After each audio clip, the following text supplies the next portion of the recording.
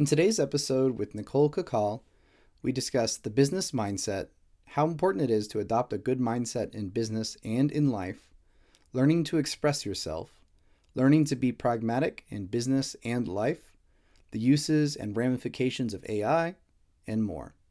I really think you're going to enjoy today's episode, and as always, if you would please hop on and leave us a review, it really helps to spread the word of the show. And I invite you, if you haven't yet, please check out the book that started it all, Renaissance Wisdom, How to Flourish in the Modern Day, now available on Amazon. Thanks and enjoy the show. Today's show is brought to you by Icepod, finally an affordable, portable, and effective way to get the benefits of cold water immersion in the comfort of your own home. I opted for the Pro Bundle, which includes the Icepod, a water circulating pump, a special insulated lid, and a thermometer to check the temp of your water.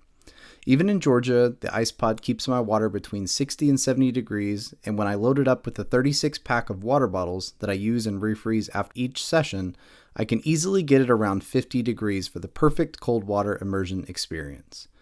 Despite being light and portable, the Icepod is super durable, and it's the perfect solution for anyone who wants to experience the benefits of cold water immersion without spending thousands of dollars for a home water chiller or trying to DIY your own.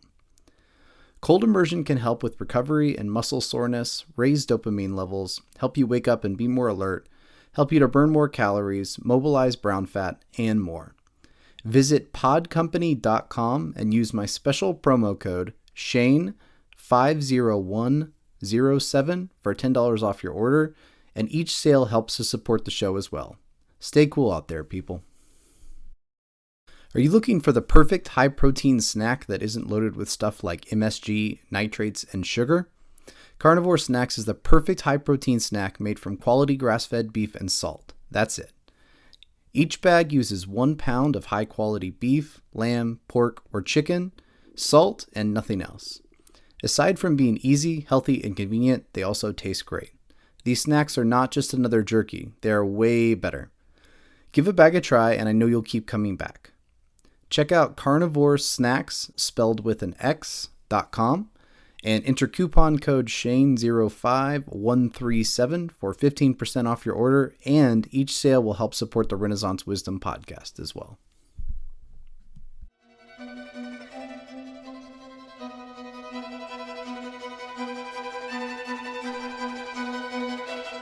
Welcome to the Renaissance Wisdom podcast, where ancient and modern wisdom come together to create a better way of living.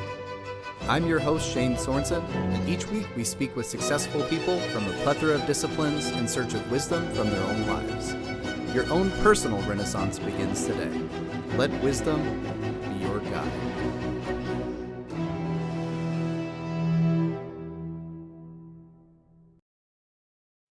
Hey everybody, welcome to the Renaissance Wisdom podcast. I'm here with today's guest, Nicole Cacal. Welcome to the show. Hi Shane, thanks so much for having me. It's such an honor to be here. Yeah, it's great to be able to catch up with you again a little bit. Obviously, I know I came on your show a while back and I really enjoyed our conversation. Additionally, something I appreciate is you're Atlanta also. So we get to actually talk on the local time zones. Yes. The time zones on the podcast gets to be kind of confusing when you're trying to do conversions, and some people have daylight savings time and some people don't. And nice to speak to a fellow alien Atlantean for now. So starting off, why don't you just tell the guest, introduce yourself, tell us a little bit about your background. Yeah, absolutely. So I am a proud Filipino American, currently living in Atlanta, which is the 13th city that I've lived in.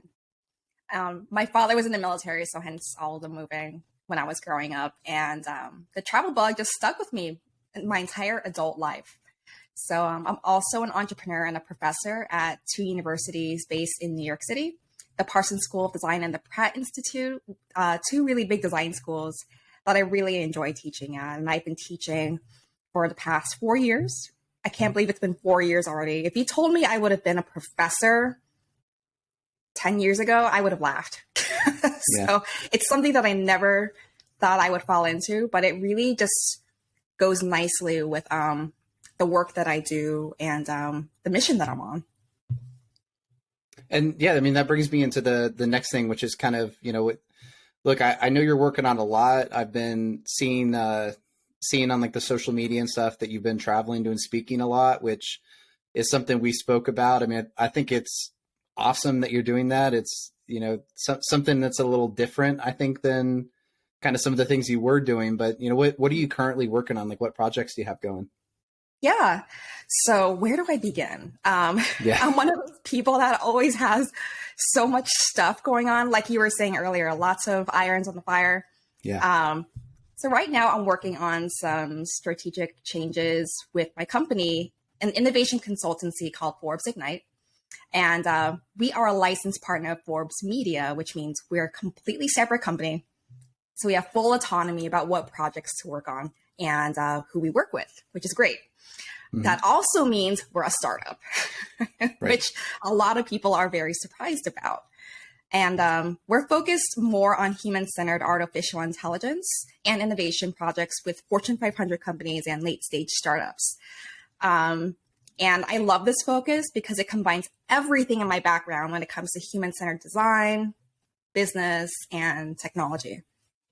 And I'm also working on a new nonprofit I founded in December called Catalista, which is the Filipino word for catalyst. And it helps Filipino Americans land roles in leadership, as well as help them become entrepreneurs. And it's very near and dear to my heart because I wish I had a resource like this when I was starting my career. And I think it's really important for underrepresented people to feel like they have supporters in their corner, no matter what they want to do in their career. Yeah, so many times, like someone's success, obviously like hard work and those things go into it, but a lot of times it's just access to information. And sometimes information doesn't feel so accessible to certain people. Like my parents, they stay in like a low income housing area. It's like, it's not a retirement home, but it's like a lot of elderly people that are kind of low income. And it's like a subsidized housing thing in Indiana. Mm-hmm. And they have a large Chinese population, specifically at the area that they live. And they recently got word that they're going to be closing it down. And that's something they've been telling me about, is like, there's a lot of these people who have lived there for 5 or 10 years and they don't really speak English. And now they're having to fill out all these like aid forms and search for housing. So definitely, I understand that just providing information and a resource for someone to be able to access information that maybe is underserved. I mean, that's super valuable. So absolutely. And I'm sure that's something that speaks deeply to you too. So that's really cool. Absolutely. And in a former life, I worked in finance, and something that I learned within working in that industry is that they always said access equals delivery, meaning like access to information equals delivery of that information, which is not true. So I'm a firm believer that it's not enough just to have everything online. You need to have some type of structure or some type of program that will help people understand what's available to them. And it's so much more than that. So I won't get into that. That's a completely different topic. Yeah. Well, no, it's definitely there's a guiding process. It's not just having the information, right? Like, I think we talked about this in our last conversation, but it's almost information overload in today's age, because you can click a button and have any information that you could possibly want. So having someone to kind of guide you through that process, that's like a whole nother step. So right. It's that curation that really matters. For sure. So something I'm curious about, kind of on a personal level, is just your speaking that you've been doing. I was really curious, like, obviously, you're very involved in business. You've got the nonprofit. I know that, you have a podcast that you run and stuff too. Like, tell me a little bit about your speaking, and like, what sort of topics are you covering? Is it mostly business based? Is it, self-improvement? Is it a mix of the two? Yes. No, it's so much fun. I'm really glad that you asked. It's something that I haven't been doing for a long time. I've been doing it over the past 2 or 3 years, and it just gradually progressed. And over the past few years, I've been at conferences speaking about things like Web3 and co-chairing and moderating conversations like that. But lately, I've had the opportunity to speak more about leadership development. And I just gave a keynote on reciprocal mentorship, which means both the mentor and the mentee learn from each other equally, not just one person. And this is different from reverse mentorship, where the mentee is, reverse mentorship is basically where one party is in, like the more junior person is imparting knowledge to the mentor. And I think it's so important because so many people don't realize that they can make a difference in someone else's life through varying levels of mentorship, whether that's formal or informal. And I found that most mentoring relationships are informal and even more beneficial because it could last decades rather than just a few short months. And I'm actually giving a TED talk about this topic in a few months. Okay, awesome. So you're sort of kind of going into like do you talk about the, I guess, the perceived role of authority, for example? Like, you know, something that I think about when I think of like mentor, mentee, right? Like you just talked about is you have someone that's kind of the apprentice, and then you have someone else that's in a more authoritative position. And it's kind of like, I'm here to listen, shut up. But you're sort of saying like, or you're talking about exchanging information both ways, as it's a Yes. two-way street instead of a one-way street. Exactly. Yeah. That's exactly it. And I did a lot of research on this within my company. And we found that the best relationships were always a two-way street and reciprocal that way. And hence why I went down the rabbit hole of reciprocal mentorship, because I thought there has to be something more here. And why don't more people know about this? People think that mentorship is just, you have to be the chosen one. You have to be that person in order to impart your knowledge, but that's not true. And like I said earlier, it's really important that people understand that a lot of mentorship is informal. So that informal reciprocal mentorship is super powerful, more so than the formal mentoring that where you have a set timeline, you meet like once or twice a month, and over to the next 5 months, that's it. And what do both parties get out of it is questionable. Some people thrive on that kind of structure, sure, but you don't always have to do it that way. Sure. It makes me think of a couple things too. Like, you know, first off, I know you've read my book. One of the things that, you know, I talk about a lot in the book is humility and sort of like ego destruction, and just kind of staying open to learning that there's really something that we can learn from everybody. And another thing that comes to mind is I've seen some research on like new doctors, and they say that a lot of times doctors that just came out of med school have like more accurate diagnoses than doctors who have been practicing for many years. Now, it depends on the specialty, but they're saying like, you know, part of the thing that's happening is that you have someone that comes out of school and they don't have these kind of like preconceived notions for what they're expecting. They're really trying to use the information at their disposal, and they're fact checking, they're looking up symptoms in their books. They're actually like going through the process versus, you know, a doctor that has many years is just like, no, it's this, it's that, it's whatever I've diagnosed 100,000 times before. So sometimes they miss these diagnoses because they're just kind of sticking it within their frame of reference. So I could imagine, especially in a field like technology or startups where everything is changing so rapidly that, you know, even somebody that's been in the industry for 5 or 6 years can be so far behind the new innovations and the new things that are happening out there. Exactly. No, you're exactly right. And what's that stat? It's basically if you learn a skill set within technology, it becomes obsolete within 5 years or something like that. Yeah. And so if you are mentoring or speaking with someone who is supposedly your mentee and you're the mentor, you have direct access to information of what's going on several levels below where you're currently at. Because if you only get information from that lofty level that you're at, you're not really understanding things that aren't working, things that are working. And the information flows one way up the chain, and that's not always the most productive. It has to be that two-way street, as you were saying earlier. And then the other rabbit hole I'm thinking about, I know you're talking about like AI too. I mean, AI is such a game changer. It's Yeah. like I'm starting to appreciate how crazy things are going to get, like Yeah. very, very quickly, because I've been playing a little bit with Chat GPT, Yes.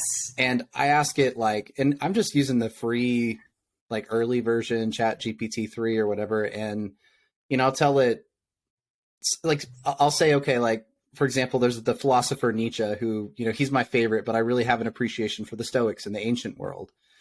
And Nietzsche has like a really long tirade where he like admonishes Stoicism. He says this is like, yeah, it's like an effective mindset. However, it's really weak. It's very dogmatic.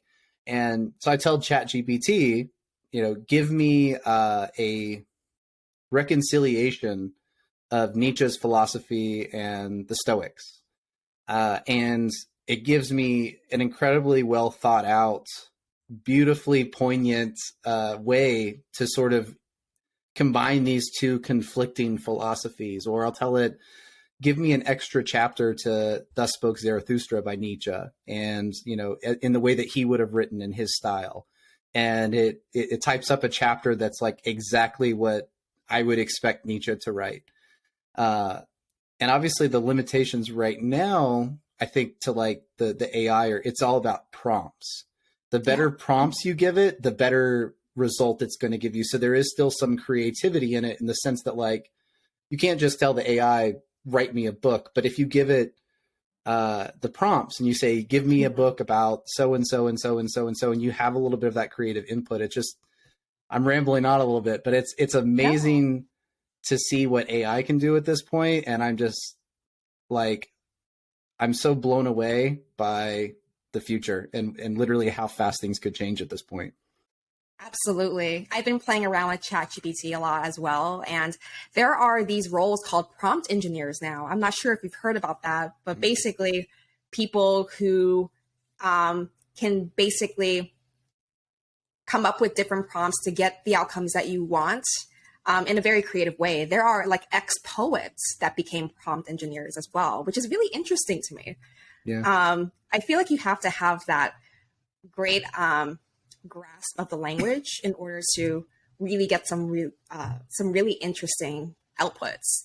And 5 years ago, just like maybe even only 3 years ago, we were hearing about how AI is going to disrupt and make a lot of jobs obsolete. And it's something that was foreshadowing, but it's already happening. And especially today, it's happening now. And so a lot of people think, oh, ChatGPT is going to make a lot of roles obsolete. Yeah, sure. But it's also going to open up so many different possibilities of how you think and how you think about how does AI serve humans rather than the other way around.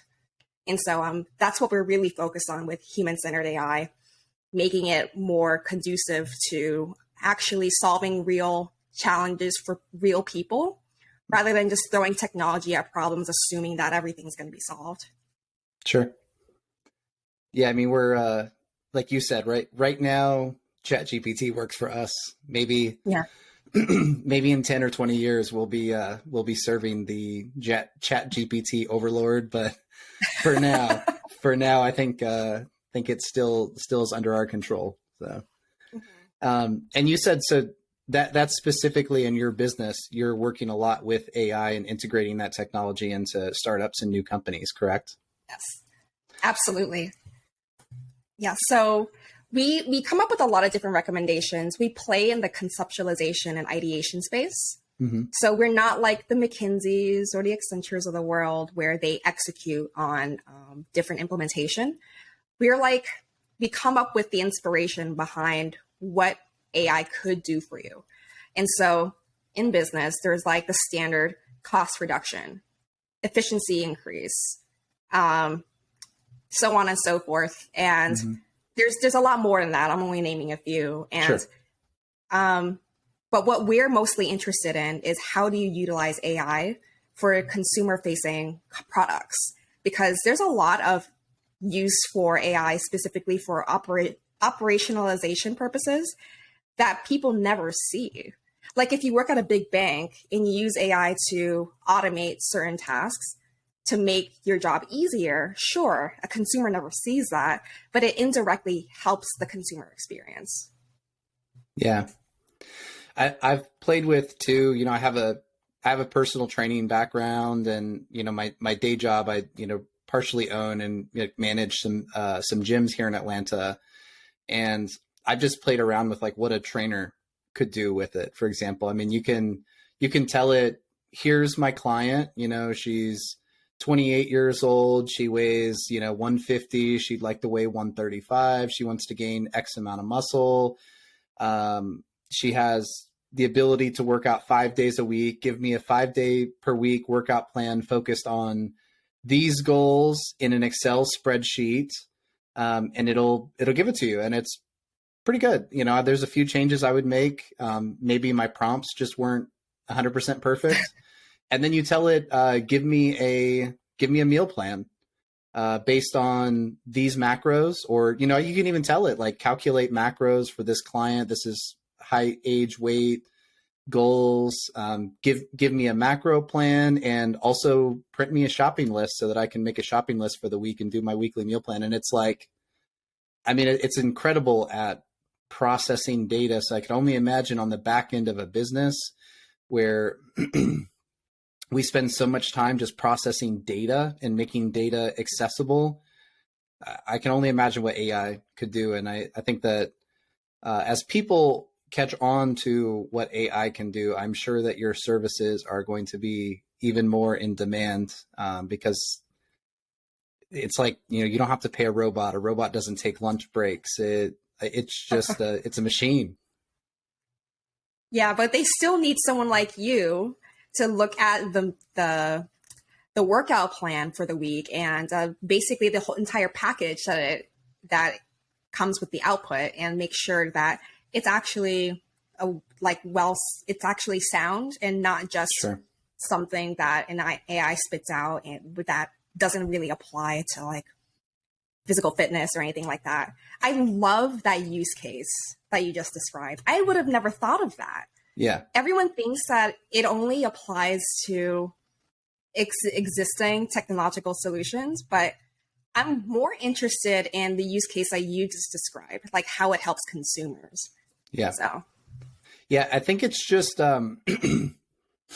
it's so early that it's like you said, where you have like these prompt engineers. It's so early that it's kind of like on the forefront, right? It's about right now. Like, I don't even think we don't even realize how much is possible with AI, because we haven't been able to collectively kind of come up with all the prompts and the utilizations that are necessary. So it really is, it's this new technology that just completely needs to be explored, just like anything else, right? I mean, when the internet first came out, I don't think anyone had any idea the applications that would have for, humankind in the future. So I think it's the exact same thing for AI.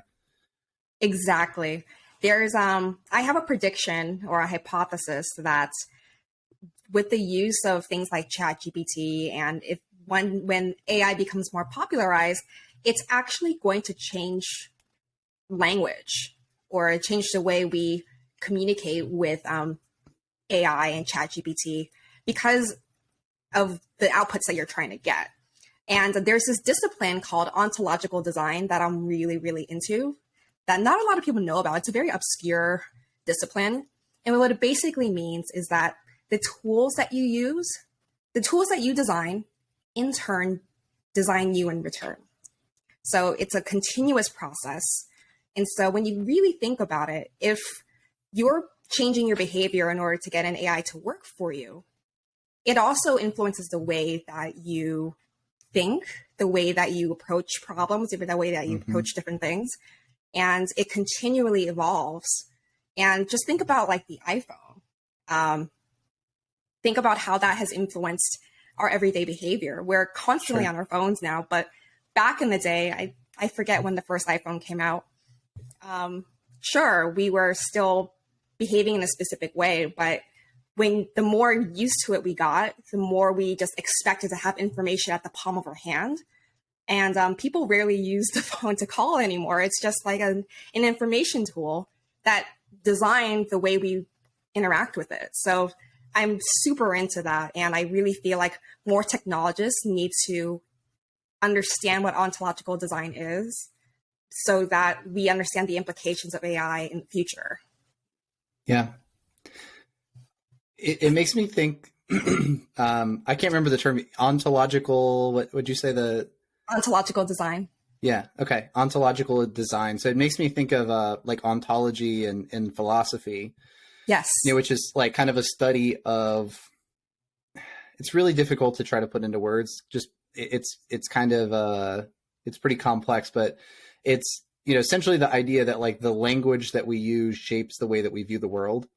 Yes. So like, for example, in the Eastern world and the Western world, the different language makes a big impact on the way that we actually see and function in the world. Like a good example that I read in Malcolm Gladwell's Outliers was where he talks about like the Chinese number system and how essentially when in America, when we count with numbers, we're like 1, 2, 3, 4, 5 is kind of same number system in a way. However, it's like every single word that they use it takes like half the time to process in your brain. So the average American can remember like 7 numbers in a chain before they forget, where like the average Chinese person could remember 10.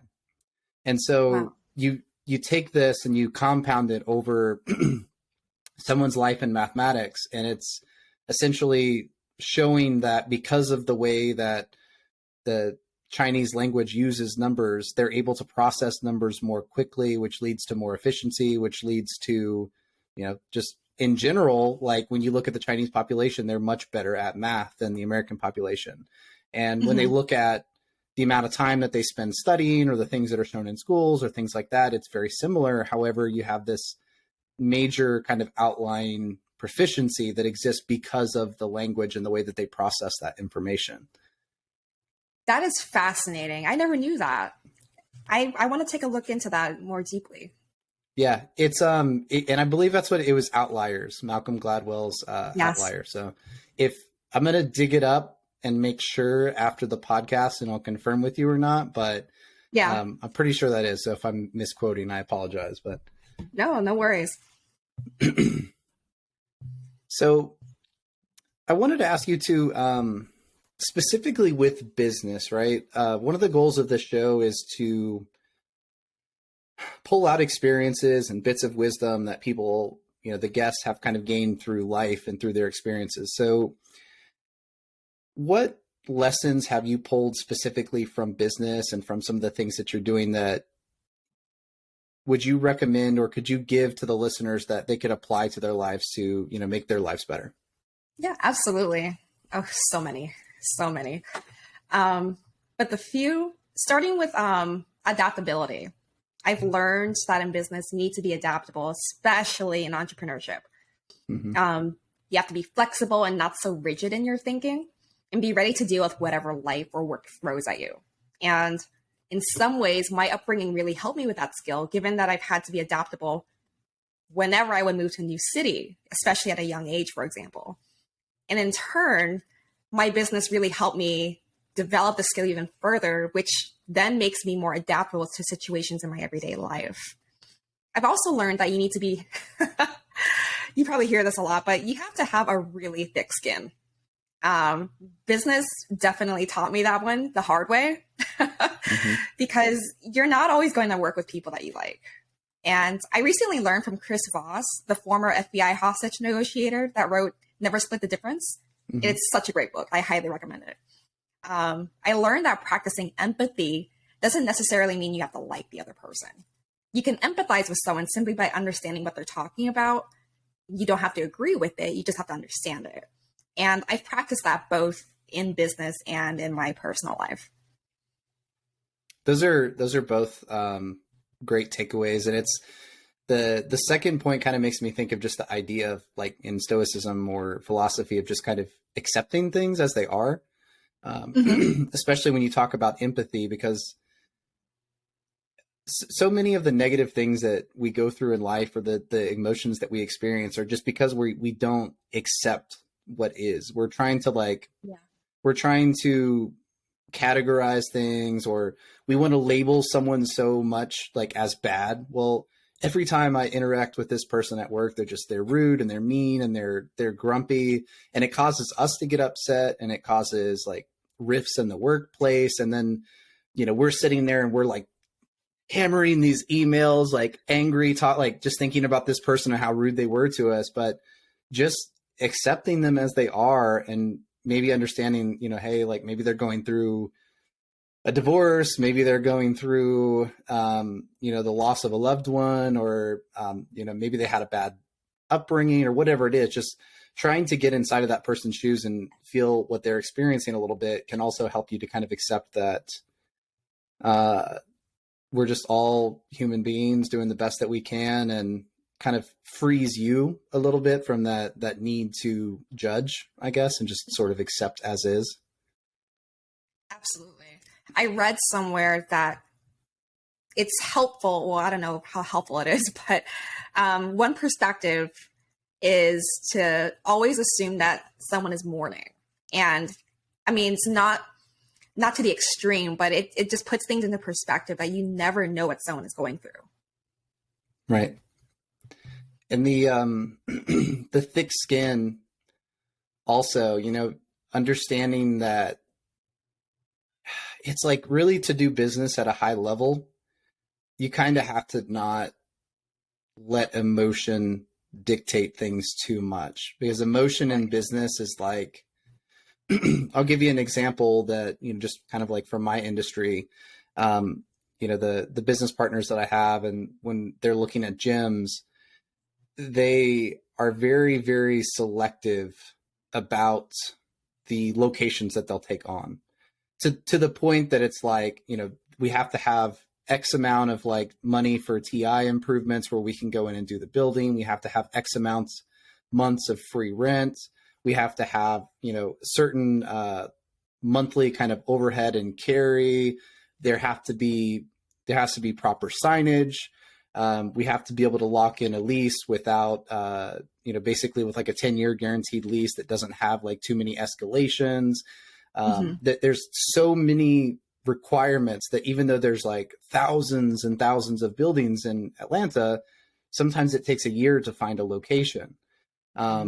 And while that may seem really excessive, one of the things that, I've learned, and that, my boss, mentor, business partner has kind of taught me, is that, if you go into this in an emotional way, a lot of times you end up making a business mistake that you pay for many years. So you find this location and you love it, but it's like 25% outside of your realm of comfort. So then you kind of, because you really want to go there, you start making these justifications in your mind. You're like, well, it's 25%, we're making, generally like 100% return in the first 3 years anyway. So that just means that I'm going to have to push my return off, but I really like this location. I really think it's going to go well. And then fast forward a year, and, you're running out of capital funding, and you're trying to figure out, okay, like, are we going to cut an employee because, that extra 25% that you emotionally dove into pushed you over your comfort zone. So,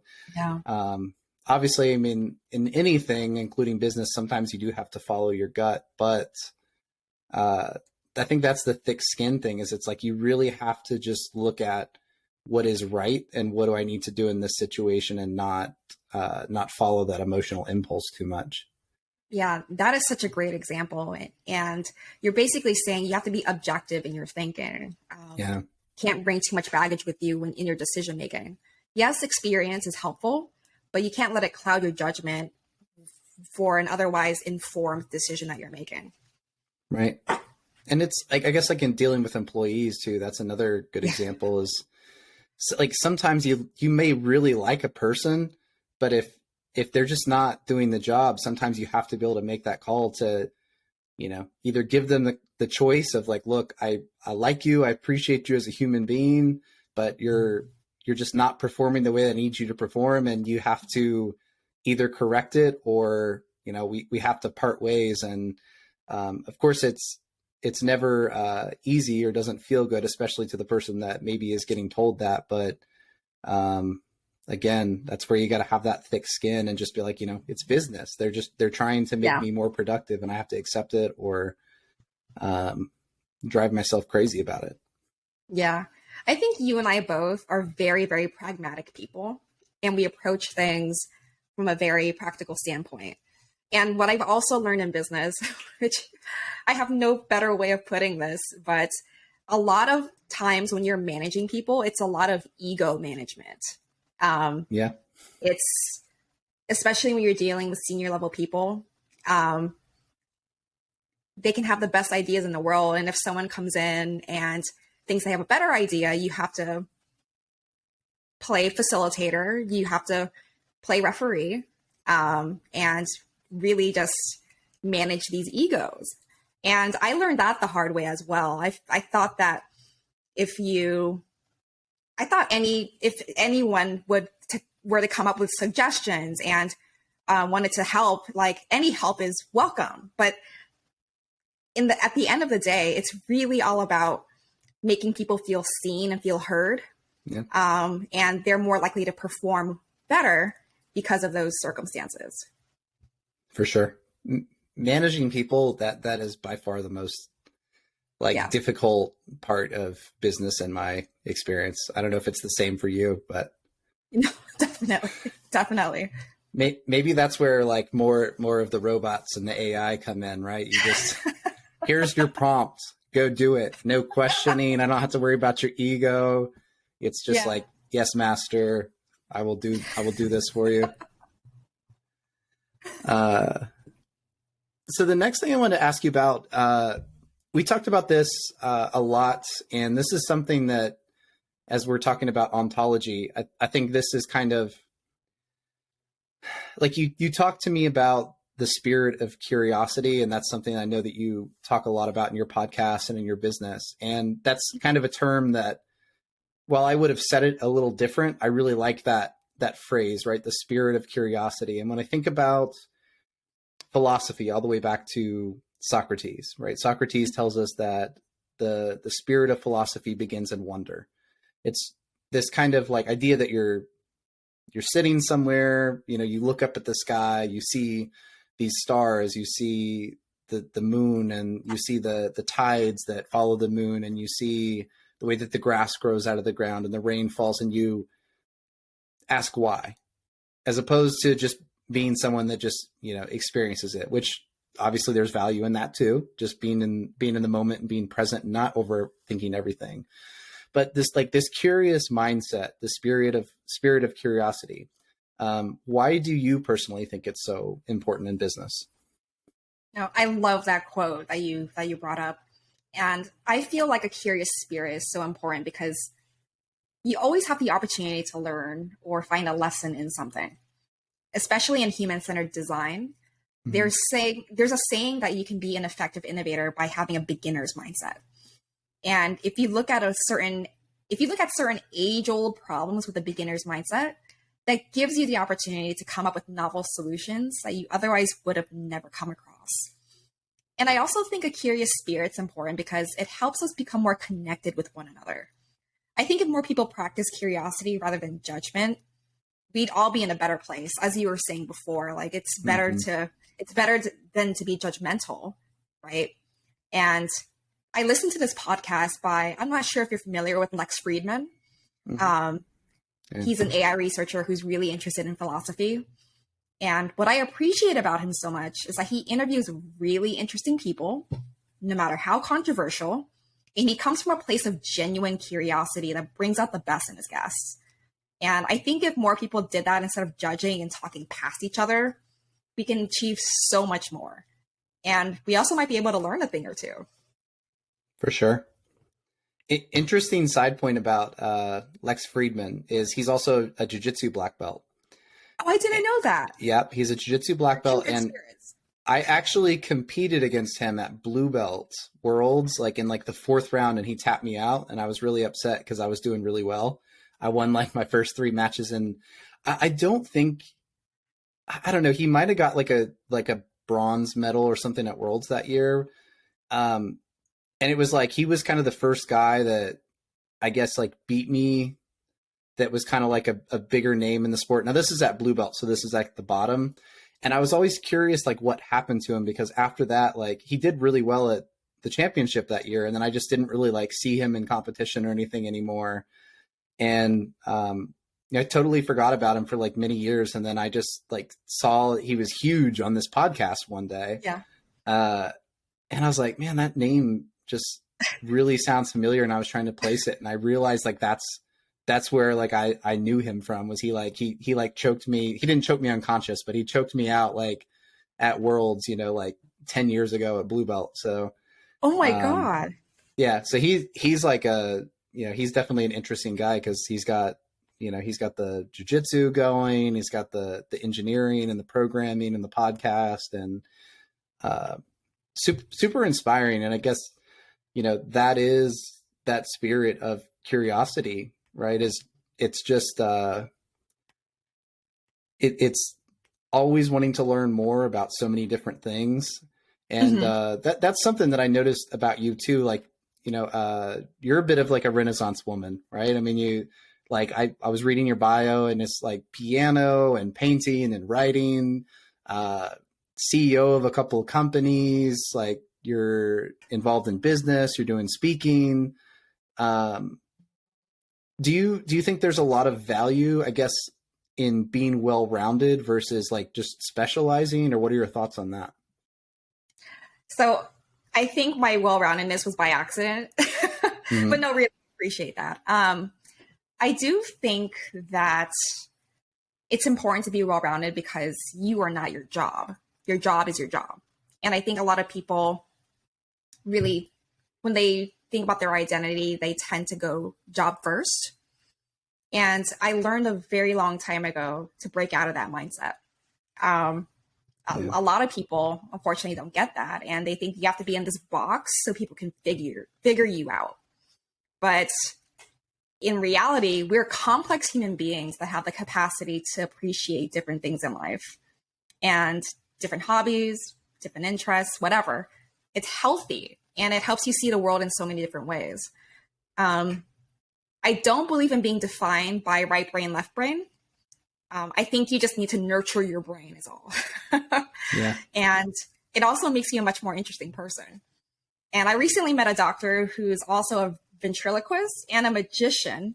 And in college, I knew a girl who was a fashion designer, singer in a band, and worked in a lab as a biologist. So you never forget those kinds of people. Mm-hmm. That's again, it's the spirit of curiosity, right? It's someone that essentially looks at the world and they're like, there's so much to learn. Let me dive into those things. And they're not really worried about judgments or trying to classify anything. They're just kind of pursuing their passions. And I recently read The Art of Motorcycle Maintenance, or the Mm-hmm. Zen of Motorcycle Maintenance, I think. I've heard of that book. Yeah. Life and the Zen of Motorcycle Maintenance, something like that. I'm messing up Yeah. the title here, but there was a focus on the Greek term arete, which really, like, he just keeps talking about essentially quality and the definition of quality and how would we define quality. And it's, when you think about it, it's like, and his whole point in the book is that you can't really define quality, but everybody knows what it is. Like there is no satisfying definition for quality. Mm-hmm. But when you show someone a piece of art, or you show someone a piece of writing, or you show someone a good car, a well-made car, anybody can identify quality, right? When you see an IKEA bookshelf, you don't think quality, right? It's functionality. It's good for the money, whatever it is. But when you see like a really well made, handmade, like antique piece of like oak, carved with like notches and everything's lined up perfectly, bookshelf, you see quality, right? But how do you define it? What makes something excellent? And the Greek term in arete is just this idea that we want to achieve excellence. And it's not something that necessarily is done in just one category. Of course, you can be excellent in one area of life, but arete is like when you're striving for excellence in everything that you do. It's not about competing with other people. It's just about trying to be your best at whatever it is that you do. And I think when you catch that mindset, right, it allows you to achieve a lot of things that are kind of outside of the normal realm of what people might think is possible, because you're not, as you mentioned, you're not concerned with fitting into a box or trying to classify yourself or like, well, I'm an engineer or whatever. It's like, no, I'm a static changing individual with, a mass of thoughts and potential, and I can manifest myself into whatever I desire at whatever Yeah. moment. Those limiting beliefs that we hold are so ingrained, right? Like where we tell ourselves like, I'm a right brained person. I'm just, I can't do math because I'm just too, I'm too creative or whatever. It's like, we can really do so much more than what we think we're capable of. Absolutely. Yeah. And I love that you said that. And I would like to think that my life philosophy is, you don't have to fit in a box, as you were saying. Like, you are a complex human being that can pursue your passions no matter what they are, no matter how different they may be. And even if they have nothing to do with one another, it's you that all that has in common. And so I like, you just described my life philosophy in a very eloquent way. So thank you. Awesome. I don't know if you remember from the book, the Ship of Theseus. It's like this idea. I can't remember exactly who referenced it. But there's this idea, right? There's a wooden ship and it's sitting inside of a harbor. And every single day a soldier goes in and they take one plank out of the ship and they replace it with a new plank. And over the course of many years, eventually they replace every single plank that ship was made out of with another plank. And then you kind of ask the philosophical question, is that ship the same ship? Right? Like literally every single piece of wood and an object that made up that ship that was once there is no longer there. And in fact, like it's all sitting in a warehouse somewhere. So, is it the same ship? Is it not? And then you can extend it. You can say, well, what if you take all those old pieces of wood that made the old ship and then you reassemble it, and then put it next to the other one? Is it, which one is the ship? Right? Would you say like the other one is a new ship and this is the old ship, or, was the one the same ship because it continued to take up the same area of space in the harbor? And it just, again, with a lot of these like thought experiments, there's no proper answer. It's just to kind of emphasize that our idea and concept of what something is, or the continuity of a thing, is really more complex than what we think, right? Like we want to classify everything as human beings and make everything in these like neat lines and boxes, but it's just not that way in life. And accepting that ambiguity and just kind of going forward, I think it's a really important thing to accept at some point in life. Yeah, that's a very important skill. One of my mentors and one of my heroes, Jerome Go, he was one of my professors turned mentors at the Parsons School of Design, and he taught me to embrace ambiguity. And just because you don't have all the answers in front of you doesn't mean you're not on the right path, or so on and so forth. For sure. And I wanted to ask you to just about, and I know this is a very general question, so I'm giving you a lot of liberty to take this wherever you want, but like mindset in general, how important do you think mindset is in business? Oh, so important. It's crucial in the business world, especially a positive mindset that gets you through the tough days. And some people get in their own way. If you don't think you'll be successful, then you're likely not going to be. It's that law of attraction, or I'm not really sure. There's so many different names for it, but it's like that law of attraction where if you want to see something in the world, you have to speak it into existence. That then influences everything that you do thereafter. And what I mean by a positive mindset is not necessarily having an unrealistic view of the world where you're in denial. What I mean is having a strong mindset that allows you to evaluate things as if you're examining it from a third party perspective.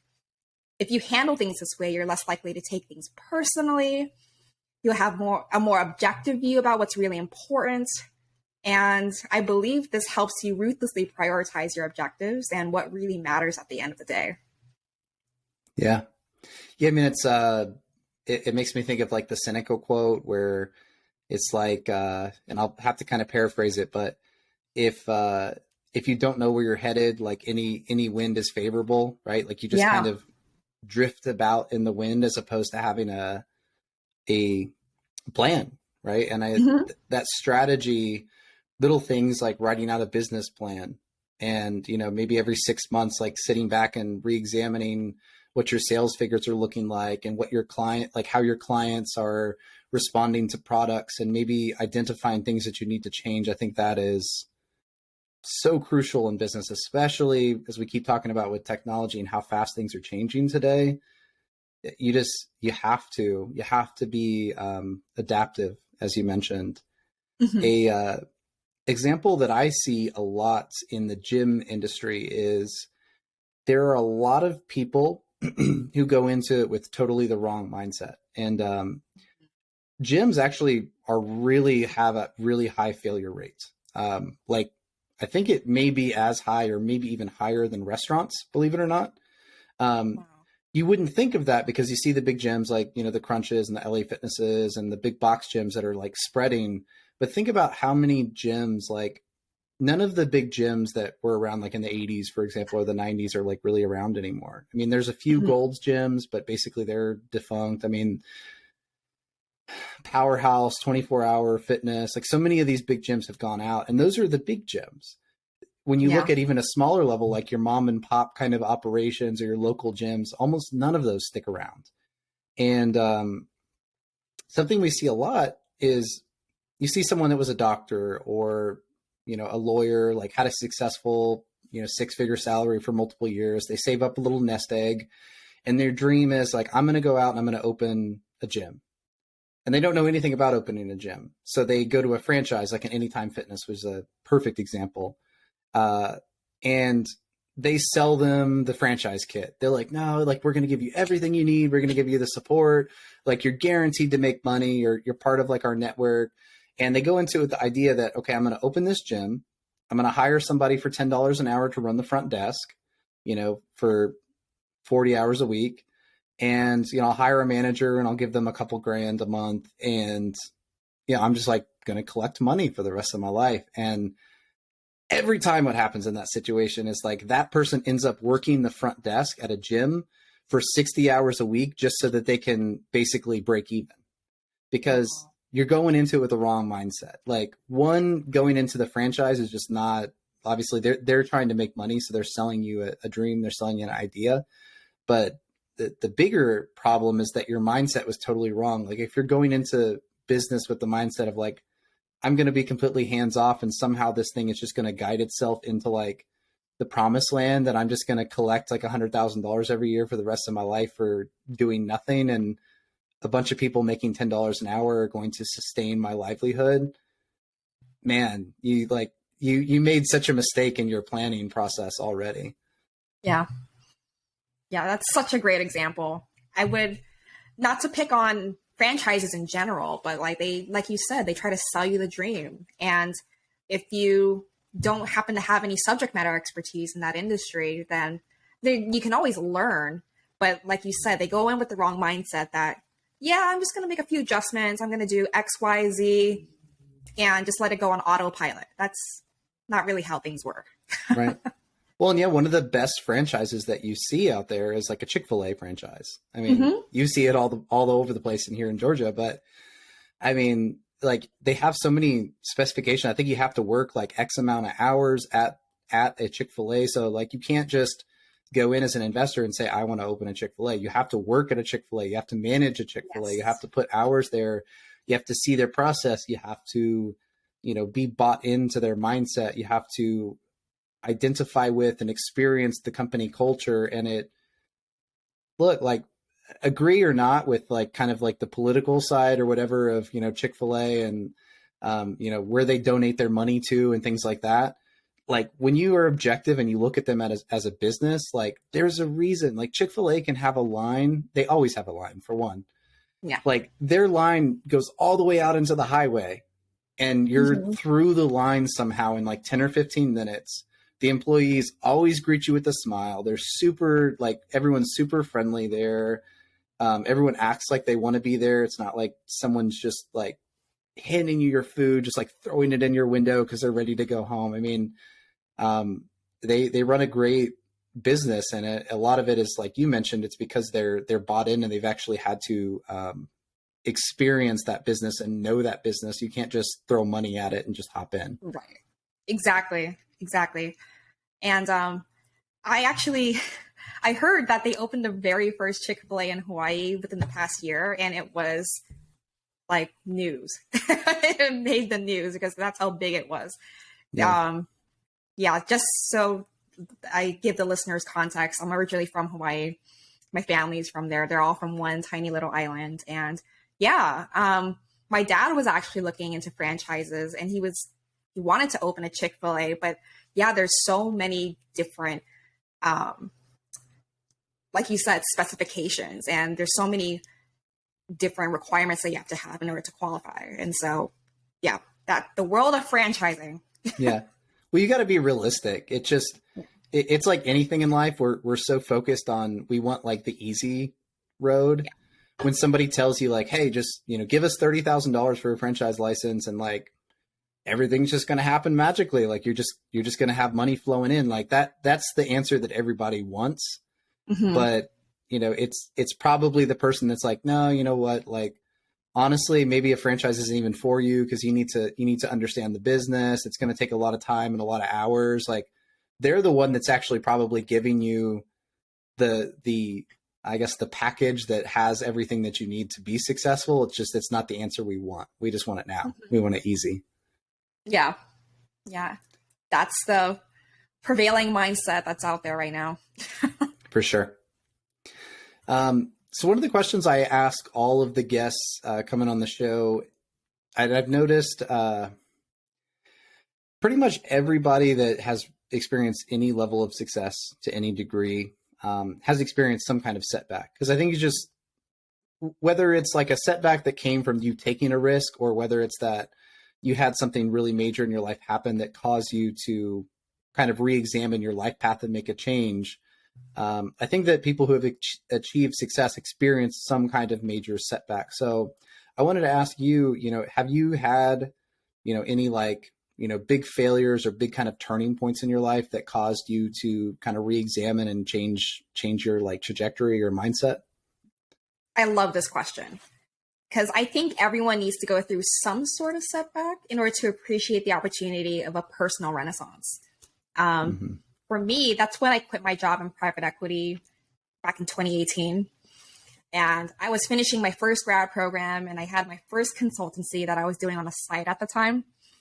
I was extremely unhappy, and I was spending all my time trying to figure out how I could make the shift over to my consultancy full time.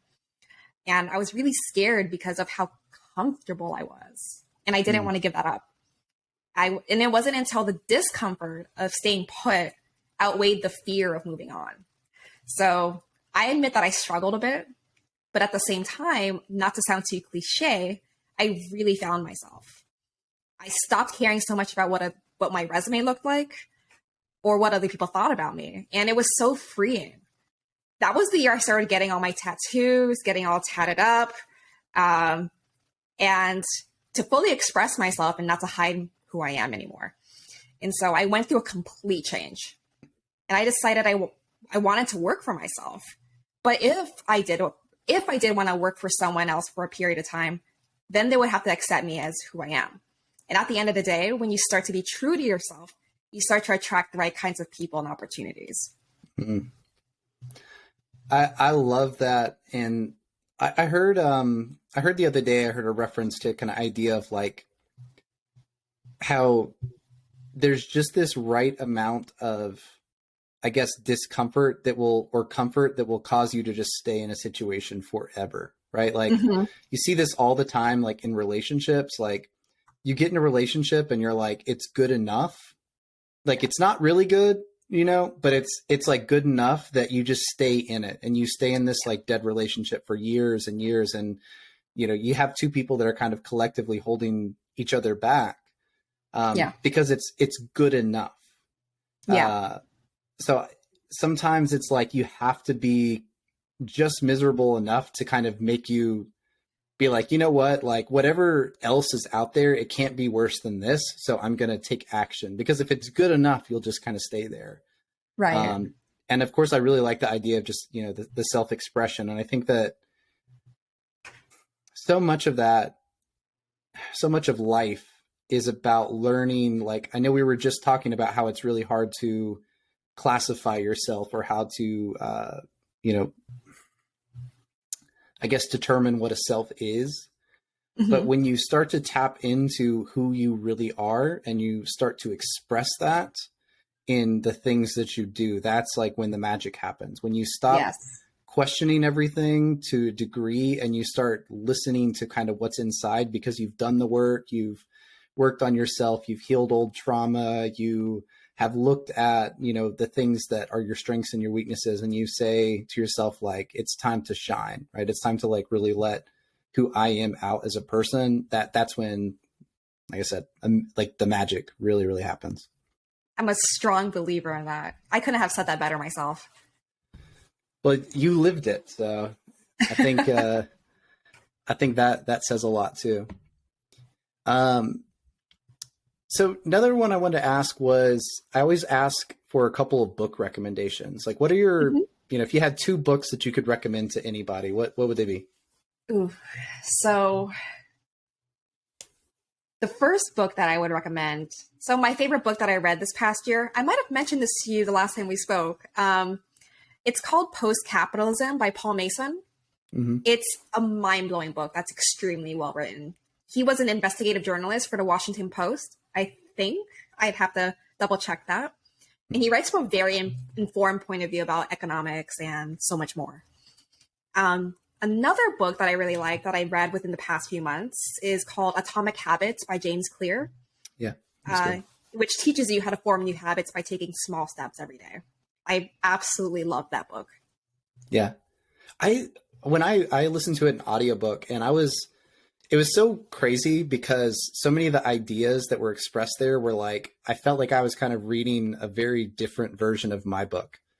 Like, I don't know, there were so many like ideas that I caught on, and I'm like, it just, mine's expressed through kind of like a ancient philosophical mindset, and his is focused a little bit more on like the science and the psychology side. So it's just so interesting to see how like science and psychology and things starts to back up a lot of these kind of intuitive wisdoms that people have had for thousands of years, and it just kind of validates itself. But it was an excellent book. I really liked that one. Yeah. It actually caused me to change my habits a bit also. One of the things I've been trying to do is be a lot more mindful of like how I spend my time. And that's basically evolved to the point where I'm just like really trying to stay off my phone unless I'm actively doing something on it. It's hard because I do so much content creation. Yeah. But I'm like, okay, I'm going to give myself a 30-minute window to go in, respond to messages, comments, like do my post for the day. And then I'm off Instagram, TikTok, like no more like consumption. Like I'm trying to be a producer and not a consumer. Yeah. It really makes a big difference. Like when you, it does, just in your mindset and in your presence as a human being, for sure. So, being mindful of those habits is incredibly, incredibly important, which leads me to my next question, which is, with your daily habits, what are your, recommended habits, or do you have any like daily habits that you like to live by? Yeah. So I meditate every day, or at least I try to. And it's phenomenal what it does to your mind. I like to think of it as like exercise or lifting weights for your brain. I also started journaling again, which pairs nicely with meditation. Because when I was growing up, I would write every single night about my day without fail. And it was nice having a record of what was going on in my life at the time.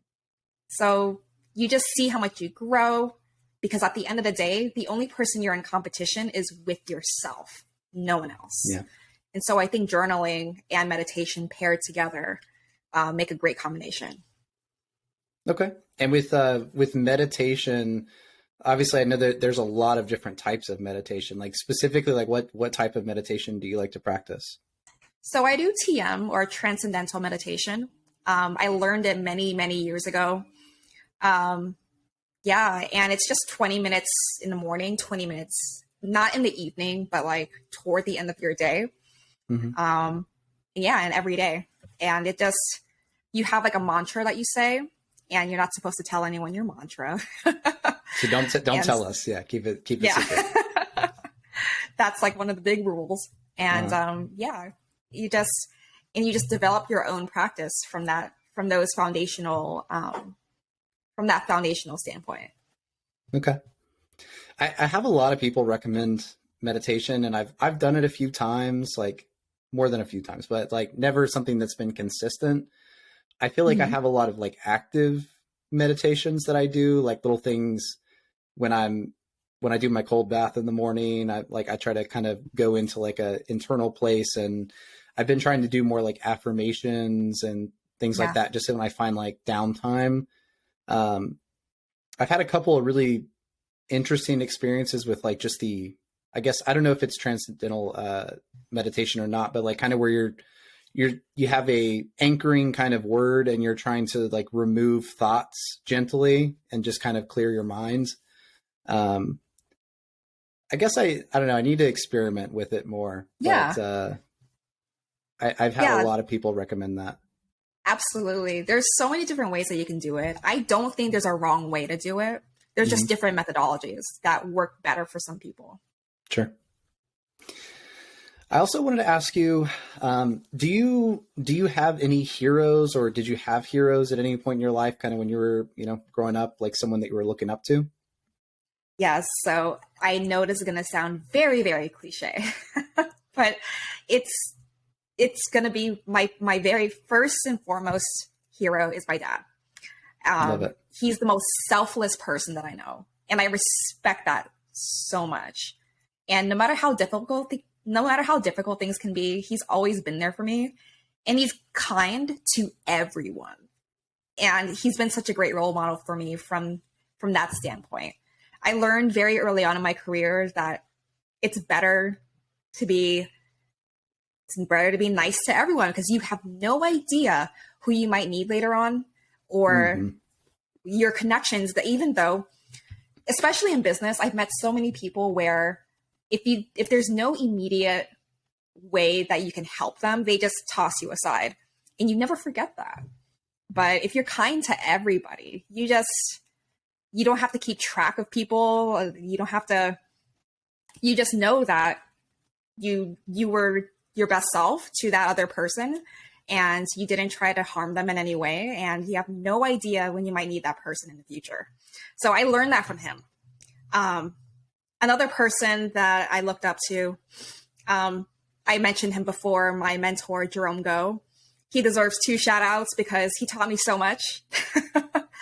Taught me how to be like a business designer and embrace ambiguity, like I said earlier. And that really, really shifted my mindset, instead of being so afraid of career decisions. And he basically helped me think through making decisions with intentionality rather than based on fear, because I spent my entire life worrying about things. Hmm. And yeah, he just taught me how to shift that mindset, and my life was significantly better after that. That's awesome. And the mom, the dad, the like my kids, that's the trend right now when I'm asking Yeah. that question about the heroes. It surprises me, Mhm. but it makes a lot of sense thinking about it right now. Is I think going into it, when I wrote that question and I was planning to ask everybody, I was thinking like the heroes would be like, oh yeah, like Steve Jobs was really this inspiration or Mhm. whatever, but it's not it, right? The answer is like these people, we may look up to them, we may um, see things that they do that we try to learn from, but they're not really like they're not heroes, right? They're just people, right? Yeah. They're human beings that did something amazing and that, you know, experienced some success and also have setbacks in other areas of life. But it's those people that are really closest to us. Um, Yeah. you know, the parents and things like that.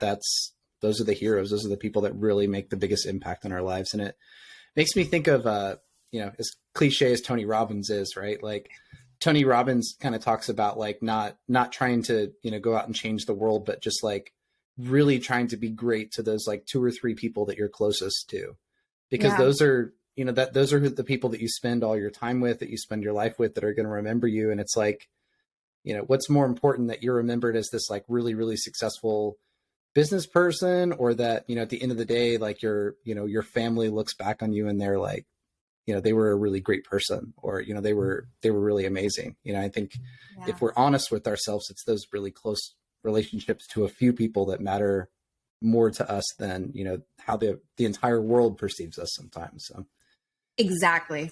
And we were talking about public speaking earlier.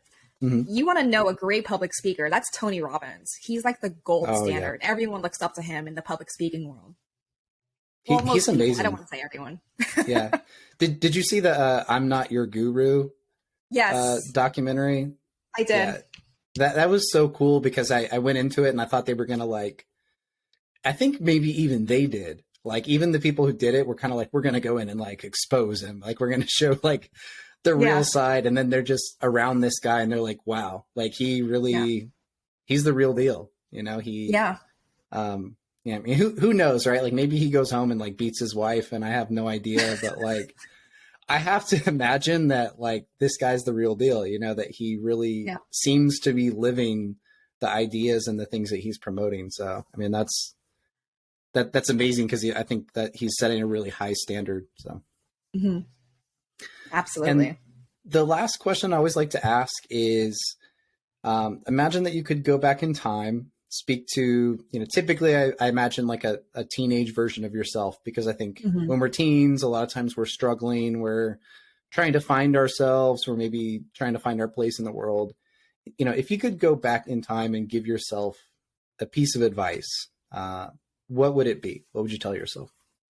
Yeah, you were kind of alluding to it already. I would tell my past self as a teenager or a late teen, don't be afraid to be yourself.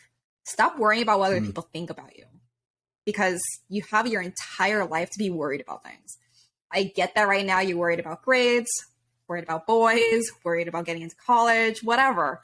But these are the years that define who you are and set you up for success. And it's important to have a strong sense of self above all else. So that's what I would tell her. I love that. And that is one of the reoccurring themes in that question, is that there's a lot of variations, like it's worded a little bit different, but a lot of the answers are, everything is going to be okay. Just keep Mhm. going, you know, look, try to be more curious, you know, find yourself, learn to express yourself. And I think it's all about the same thing, which is like, just have faith in kind of like the direction that you're going, have faith with the person that is inside of you, and try to go out into the world and express that. Cause I think the world's just scary. It's tough, you Yeah. know, like there's so many things that we face, especially when your mind's not fully formed and you're at that young age. Um, and I always like, I try to take that with me in life. Like I try to be mindful to just be really encouraging to people. You know, anytime I like notice that someone maybe is like hurting, or someone is expressing to me that they're going through something, I try to like turn off like my focus brain for a second, where I'm like focused on what I'm doing, and I really try to listen and just tell them like, listen, like, you know, you can do it. Like just hang in Yeah. there. Like, and not, people always tell you like, oh, it'll be okay, like whatever, but like, listen, you know, like you've gone through difficult times before. Every single person has. You've made it through Yeah. those things. If you can make it through those things, you're going to make it through this. And you know, you just have to trust in the process. Maybe you can't see it yet, but it's all going to line up for you. Yeah. 100%. So, Nicole, I really enjoyed speaking with you again today. I really appreciate you taking the time to come on the show today. I'm gonna, of course, I'll put any links down in the description as well. But any website or anything that you want to like throw out for the listeners where they can find you if they want to learn more about you or your work? Yeah. If you want to connect with me, I'm on LinkedIn. I'm not on Instagram too much these days, but you can find me at Nicole C. Cacal on LinkedIn, Nicole C. Cacal on Instagram. You can also drop me a line on my website, which is NicoleCacal.com. And yeah, look forward to hearing from you. Awesome.